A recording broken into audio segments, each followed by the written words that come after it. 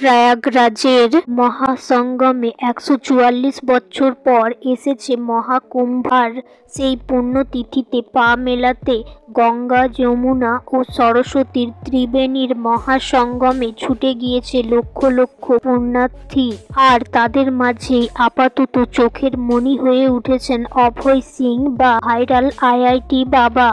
হরিয়ানার ছেলে, সে পড়াশোনা করেছেন দেশের অন্যতম শিক্ষা প্রতিষ্ঠান আইআইটি বোম্বে থেকে। তারপর জীবনের তিক্ততায় সন্ন্যাসে খুঁজেছেন শান্তি।